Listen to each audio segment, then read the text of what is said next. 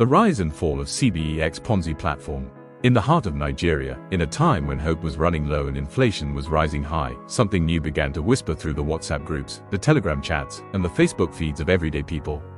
It wasn't a rumor, it was a promise. They called it CBEX. To the struggling single mother in Kaduna, it was a lifeline. To the unemployed graduate in Benin, it was a second chance. To the civil servant in Abuja, tired of waiting on delayed salaries, it was freedom. And to all of them, it was real. Or so it seemed. The clack of a keyboard. The hum of an old ceiling fan.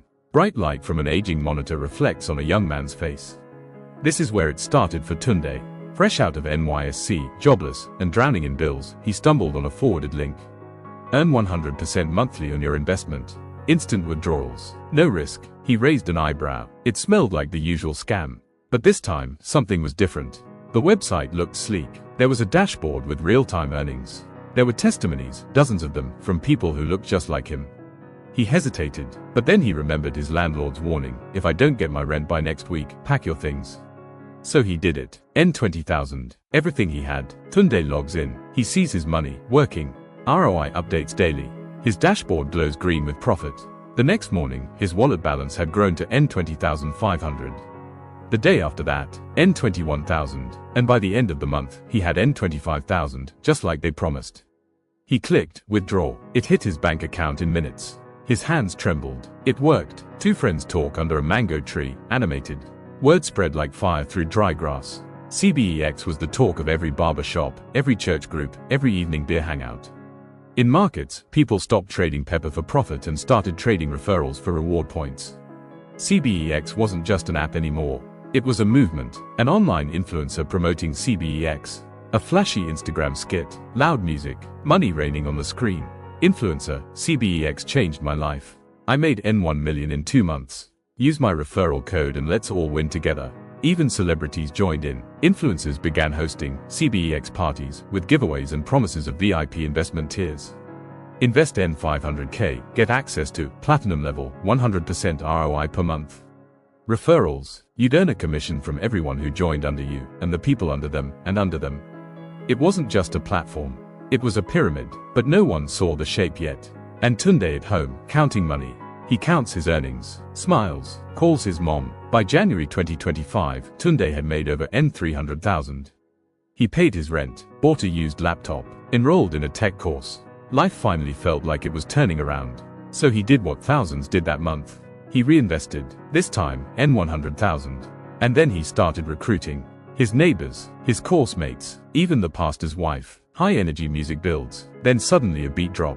Silence, but like all bright fires, CBEX was burning too fast. Behind the dashboards and the testimonials, behind the daily ROI and colorful graphics, was a system that had one fatal flaw. It wasn't built on profit. It was built on people. New money paid old users. And if that flow ever stopped, the whole system would collapse. Nobody knew it then, but the fuse had already been lit. Messages fly in rapid succession. Anyone else having withdrawal delays? I clicked payout since morning. Nothing yet. Relax, they said they're doing an upgrade. CBEX announced a system maintenance. Withdrawals were paused, just for 72 hours. But the timer never stopped. And slowly, fear began to creep in. Tunde stares at his screen. Balance shows N450,000. Withdrawal pending. He refreshes again. Nothing. He told himself it was just a delay. Maybe a glitch. Maybe tomorrow. But tomorrow came, and his dashboard was gone. Screaming users. Angry voice notes. Screenshots of vanished wallets. The influencers went silent. The CBEX ambassadors deactivated accounts. Even the official website redirected to an error page. CBEX was gone. And with it, over 1.3 trillion naira. He clutches his phone, jaw tight. A message pops up. So you scammed me too, Tunde. Another, you made me invest. I lost everything. For Tunde, the nightmare was only beginning. He wasn't just a victim. He had unknowingly become part of the scam. And now, the people he brought in were blaming him. In a matter of months, CBEX grew from obscurity to nationwide fame, and then vanished, leaving a trail of broken lives and empty accounts. But who created CBEX? Where did the money go? And was it all a planned heist from the start? In the ruins of CBEX, victims were left grasping at shadows. The website was gone, social media accounts erased, Telegram admins vanished. No refund, no apology, just silence. But some refused to walk away. They wanted answers. They wanted justice. Tunde, eyes bloodshot, scrolls through old screenshots, Telegram chats, transaction histories. He's not the only one. What started as guilt for the people he unknowingly dragged into the scam quickly turned into obsession. Who built CBEX? And how did they vanish without a trace? A photo of a luxury event, 3 men in suits on stage. One of them holding a mic. Caption, CBEX Global Leadership Summit, Lagos, 2025. Featuring CEO Mr. Kingsley Obi, COO Emma Bright, and CTO Daniel Wise. That was the first crack in the mask.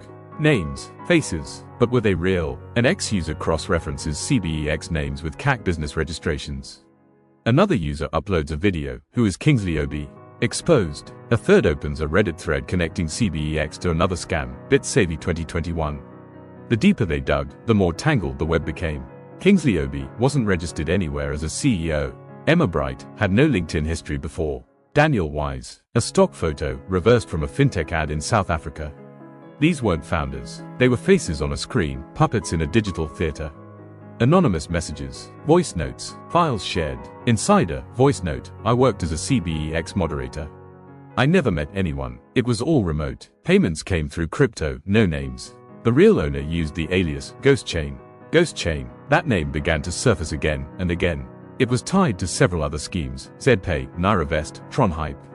All with the same formula, fast profits, flashy interfaces, referral bonuses, and silence when things crashed. We see someone tracing wallet transactions. Digital footprints are hard to erase completely. A small group of volunteer investigators, coders, crypto traders, and techies began following the money.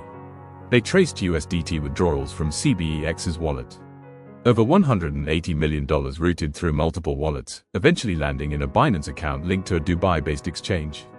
Then, nothing. Clean exit. A dramatization. Silhouetted figures talk over Zoom. One voice, disguised and firm. Launch in Nigeria. Push ROI. Limit withdrawals in 6 months. Phase out. Delete servers. Laughter, if what insiders leaked is true. CBEX was never meant to last. It was a ticking time bomb with a polished smile. And when it exploded, the damage wasn't just financial. It was personal. A woman sits in a quiet room, tears in her eyes. Victim 1, female, 38, I was saving for my daughter's surgery. N 300,000. Gone. I trusted them. A young man speaks next, voice trembling. Victim 2, male, 24, I brought my whole family into CBEX. My uncle sold his car. Now he doesn't talk to me anymore. He hands over his compiled report, documents, screenshots, transaction logs. Officer, we've had over 5,000 complaints. EFCC is aware. We're investigating, but with no registered company name, no physical office, and founders hiding behind VPNs and crypto trails. There wasn't much the law could do.